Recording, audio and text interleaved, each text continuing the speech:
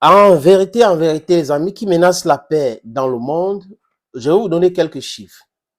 Et pourquoi est-ce qu'on a ce concept de telle ou telle menace la paix dans le monde? Je ne comprends pas pourquoi. Parce que tant que les gens produisent les armes nucléaires, tant que des pays continuent de produire les armes, c'est pour faire la guerre. Il y aura des marchands d'armes. Ils vont chercher à vendre, à créer des tensions partout pour pouvoir vendre ces armes-là. Donc, on produit des armes qui peuvent tuer beaucoup de personnes au même moment. C'est pour faire quoi? En fait, dans leur tête, c'est pour réduire la population. Ah oui, comme ils ont essayé avec plusieurs moyens, ça n'a pas donné. Même avec les guerres atroces qu'ils ont créées, ça ne donne pas. Les gens continuent d'accoucher, la population accroître et le sud global ne fait qu'accoucher. Donc, ils ont peur de se retrouver dans la situation où ils nous ont trouvés hier.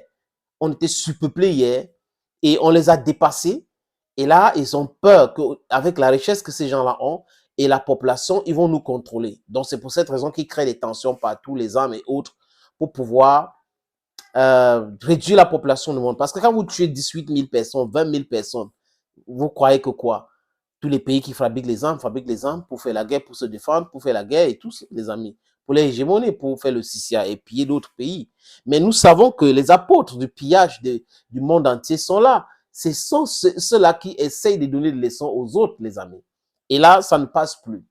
Je vais vous donner quelques chiffres. J'ai essayé de faire une petite recherche là pour nos téléspectateurs. Je vais parler des bases militaires américaines à travers le monde. Écoutez très bien. Les bases militaires américaines à travers le monde.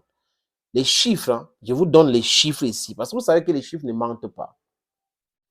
Les Américains ont plus de 200 000 hommes, soit 10% du personnel militaire américain, qui sont déployés à l'étranger. Non, vous ne rêvez pas. Dans le monde entier, à l'heure actuelle, je vous parle, il y a 200 000 militaires américains dans le monde. Oui. Divisés entre l'Europe, l'Asie, l'Afrique et tout. 200 000 hommes dans le monde. Donc, qui représentent 10% du personnel de l'armée américaine. Ouais. Vous ne rêvez pas. Pourquoi les forces américaines sont à l'extérieur? Jusqu'à 200 000. C'est pourquoi? Pourquoi? Pourquoi est-ce qu'ils sont partout dans le monde? Ils font quoi dans le monde? Qu'est-ce qu'ils font? Qui paye? L'argent vient d'où? Posons-nous des vraies questions, les amis. Et l'enquête, avec les chiffres, dit quoi, les amis? Que ces militaires, ces 200 000 militaires américains, sont partagés dans 800 bases. Dans combien de pays? Dans 177 pays dans le monde. Je reprends pour la gouverne des gens qui n'ont pas bien compris. Les Américains, les militaires américains qui sont à l'extérieur, pas dans le territoire américain, parce que les forces armées américaines, normalement, devraient être aux États-Unis. Mais 10% de leur effectif est à l'extérieur, donc 200 000 hommes. Dans 800 bases militaires. Et ils sont présents dans 177 pays dans le monde. 177 pays dans le monde. À quel moment dont la Chine peut être agressive? À quel moment la Russie est agressive? Ceux qui critiquent les autres, qui disent que les gens sont agressifs, pourquoi ils ne regardent pas? C'est-à-dire que plus que au niveau de l'ennemi, c'est là où ils regardent. Look ahead, see what's happening, talk to yourself, ask yourself questions. Am I the best example? Comment les gens peuvent avoir 200 000 hommes dans 800 bases militaires présents dans 177 pays, 177 pays dans le monde, et ce sont ceux-là qui accusent les autres d'être agressifs. Qu'est-ce que les forces américaines font à l'extérieur? Pourquoi est-ce qu'il y a des bases militaires américaines partout dans le monde? Pourquoi est-ce que les Européens qui donnent des leçons aux autres qui sont agressifs, qui créent les bases militaires ici, ne se voient pas dans tout ce qu'ils sont en train de dire là? Pourquoi est-ce qu'ils n'arrêtent pas la création des bases militaires? Pourquoi est-ce que les Européens ne critiquent pas les États-Unis? Pourquoi les Américains qui critiquent les autres ne démantèlent pas leurs bases militaires? Donc, ils ont le droit d'avoir 800 bases militaires dans 177 pays. 177 pays dans le monde avec 200 000 hommes, mais les autres n'ont pas le droit. J'ai dit, en diplomatie, les amis, on parle de réciprocité. J'ai dit, ils peuvent laisser les bases militaires partout où ils veulent, mais nous, ici en Afrique, nous ne voulons plus les bases militaires américaines. Et même les Français qui font beaucoup de bruit là, les amis. Oui, les chiffres sont là. Les effectifs de forces américaines en France, les effectifs de forces militaires en France, écoutez, en France, j'insiste, en France, s'élèvent actuellement à 26 000 militaires et 1300 civils, soit leur famille environ 65 000 personnes. Oui, ceux qui parlent beaucoup là, la France, oh, la France, oh, la France est indépendante, la France est ceci. Qu'est-ce qu'ils font, les militaires américains? C'est vrai qu'il n'y a pas une base militaire américaine en France comme en Allemagne. Mais qu'est-ce qu'ils font en France? Des donneurs de leçons. 26 000 militaires américains font quoi en France? Et quand on met les nombres ensemble, on parle de 65 000. Ils font quoi là-bas? C'est un pays de l'OTAN, donc la France ne peut pas se défendre, n'est-ce pas, les amis?